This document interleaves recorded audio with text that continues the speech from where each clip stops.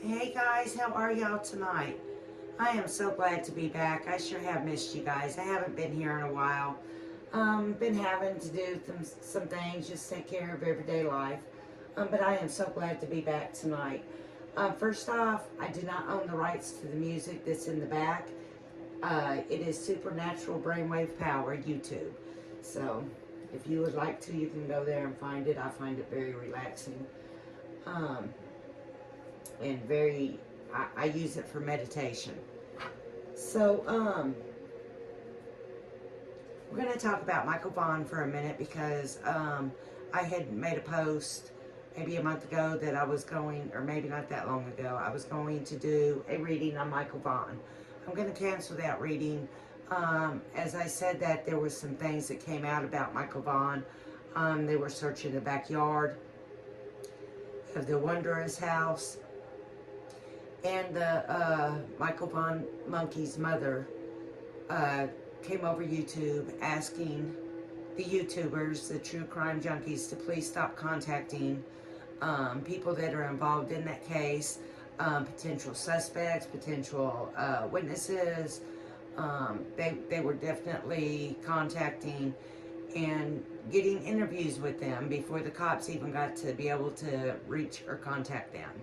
Okay, one of the YouTubers did a video with Brandon Shirtliff, whatever his name is, and this was before the police announced that they were looking to question this man about missing Michael Vaughn. Well, after that came out, the video came out, the police went ahead and announced that, hey, we're looking for these people. You know, we need to talk to them. Michael Shirtliff and Adrian, I forget Adrian's last name, but I don't need to know it. I don't need to put it out there because Fruitland detectives have already talked to both of them after they came out with that. They obviously found these people, and the YouTubers have been very, very quiet. That one in particular that was doing the interviews with the suspects and all of that, he has became very, very quiet and hasn't even mentioned Michael Vaughn since that video came out. I do know that he talked to the detectives about that video.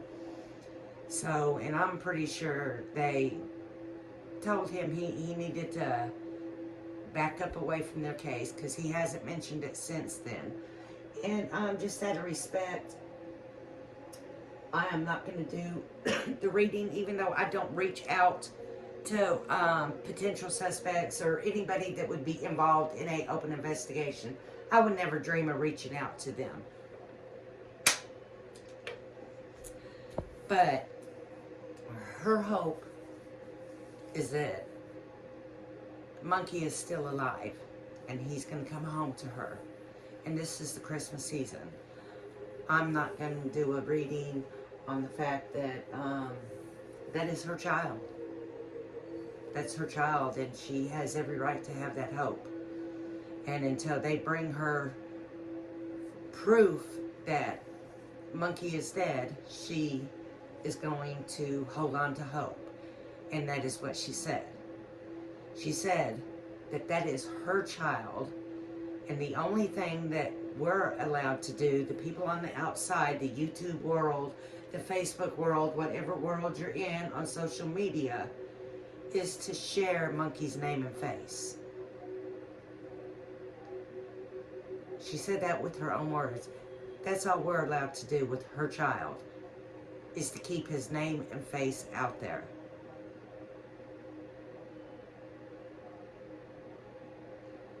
And to have hope.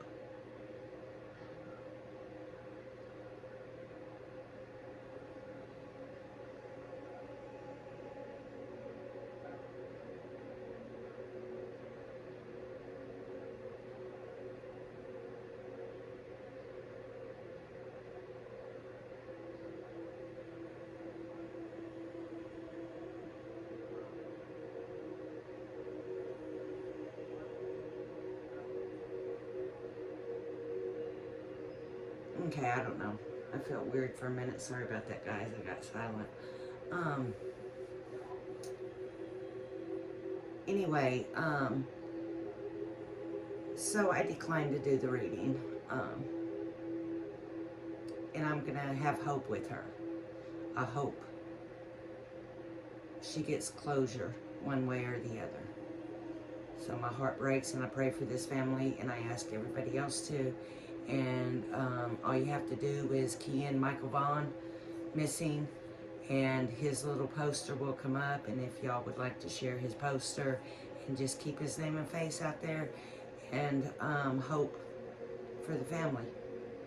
So with that being said, I'm going to move on to remember the last time I did a video, I showed y'all that little box that my daughter got me, that little 23andMe DNA kit. Well, I got my results back a couple weeks ago. They were a little surprising, but not surprising, because I had heard her story when I was younger, but my mother told me not to pay attention to it. It wasn't true, so I didn't pay attention to it. I was probably 11 or 12 when I heard the story, and I asked my mom about it, and that's what she said. So, hell, I went on with my life. I had a daddy. I didn't, question it.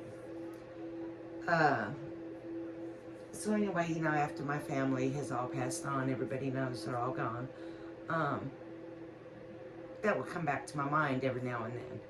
And I'd be like, I wonder if my daddy's my daddy. So we did this DNA, and he was not my blood daddy. He was my daddy, but he was not my DNA daddy. I do have a brother out there. I have 2 sisters out there.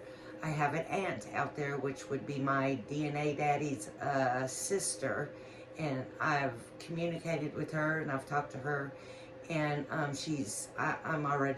already love her. She's just a good person, and she shared a lot with me. She sent me pictures.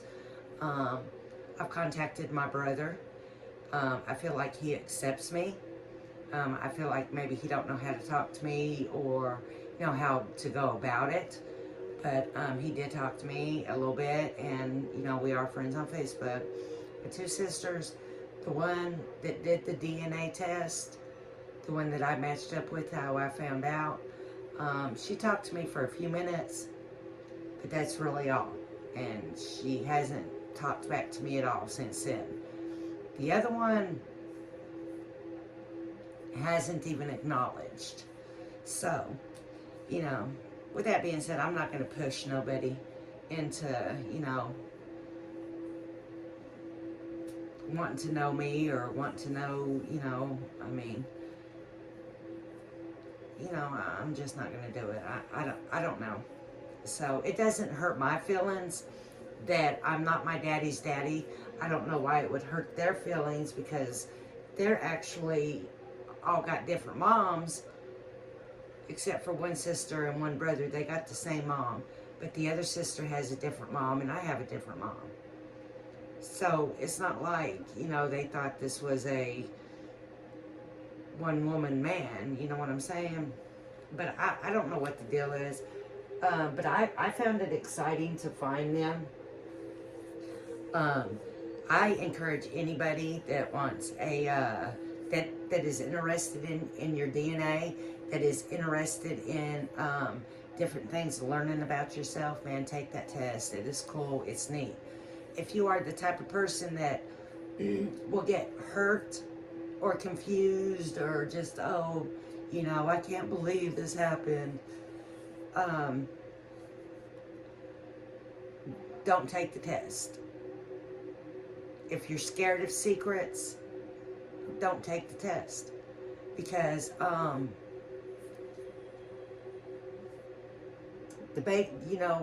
the parents that we come from were the parents from World War II, Vietnam, Korea War, and they stay gone a long time. And those men overseas had company, and their women back here got lonely also. Okay, and there was military men around. So the ones that stay on the base here, So that happened more often than what people actually think. That, you know, a lot of people think that, oh, my parents would have never done that, or my grandparents would have never done that. They loved each other. It had nothing to do with love. People were lonely back in those days. People were gone and separated from each other for long periods of time during the war. My father was gone a long, long time with the Vietnam and the Korea War. So, if you're going to get butt hurt finding some big secret out that you didn't think, you know, was possible, I encourage you not to take the test. But if you're like me, and you know who you are anyway, you got to be comfortable with who you are, who raised you, and all of that in order to be able to take it the way I take it. I'm very comfortable with who raised me. I loved my daddy. My daddy. That man was my daddy. Okay. His name is on my birth certificate. I carry his name. That was my daddy. You know. There's no, you know, I wasn't messed up about it. Really excited about it. And then you find some really neat things out. Where your ancestors traveled from, like how much European you actually have in you, Asian, all of that stuff. It's pretty cool.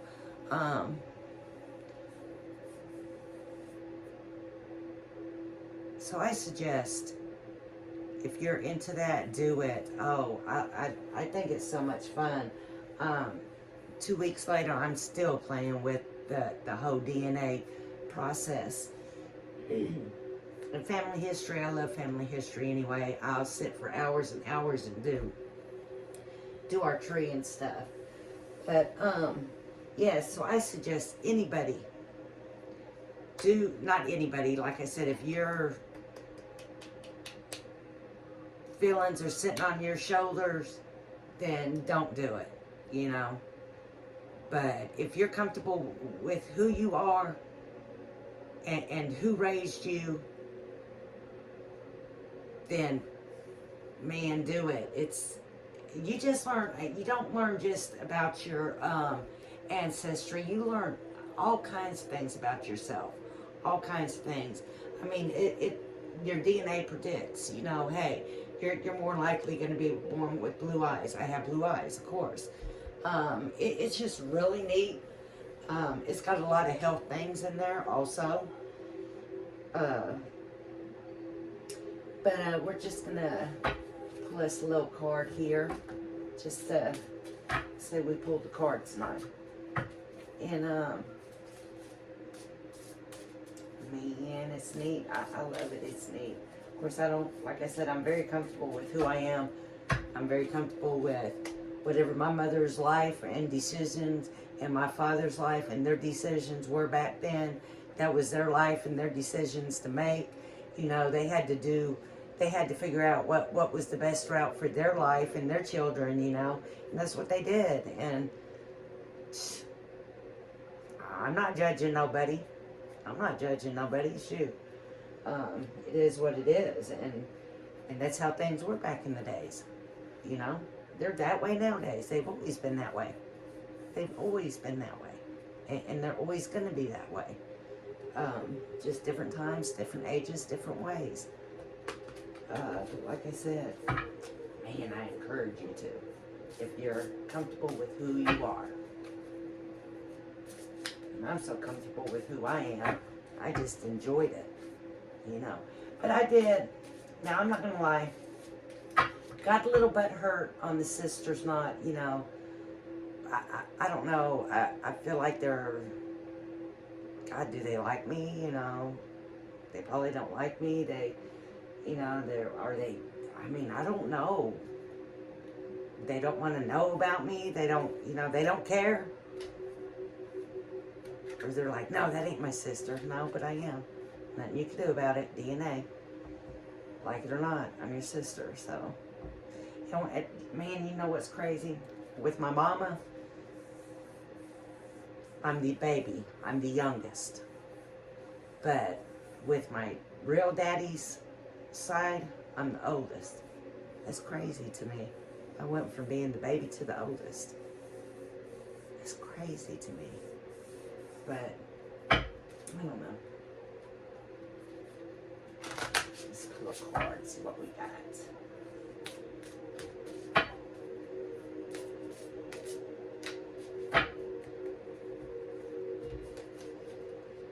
Let me wear my glasses. Yeah, feeling safe. Have no concern. See where he's in that bubble? He's comfortable with himself in that bubble. Okay? I'm telling you. If you're comfortable with yourself, do it. But if you're comfortable inside that bubble, don't do it. Okay? Because this card here represents a person who is comfortable being shielded. Okay? Being shielded against what's real. Okay?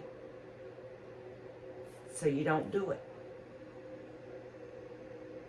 And that's exactly what I just told y'all. If you're not comfortable with doing that DNA, then don't do it. But if you're comfortable within yourself without being in that bubble that he's in, see, he's in that bubble. He's comfortable knowing that he's got the protection over him. Okay?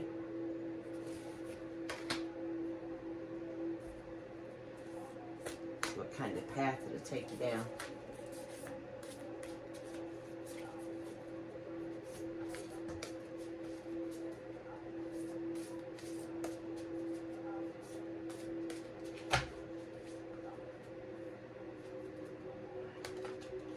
See what type of path it'll take you down. Dang it.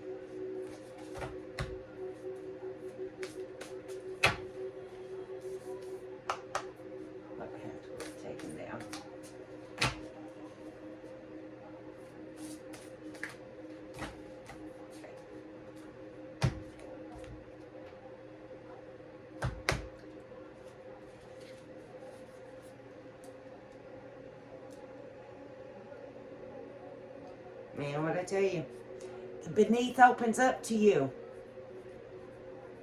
That DNA test, baby. That beneath opens up to you. I'm trying to tell you.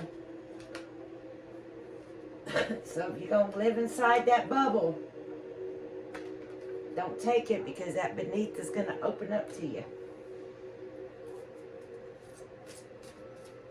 And there ain't no telling what it's going to give you.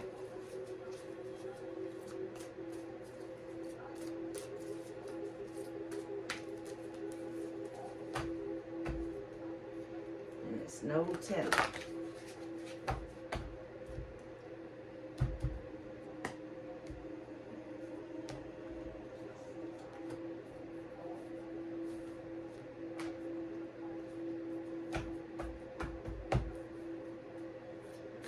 Not really understanding that one with it at all.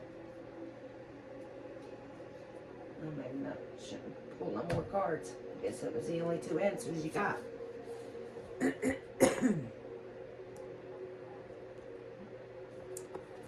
The beneath is going to open up to you when you take that DNA.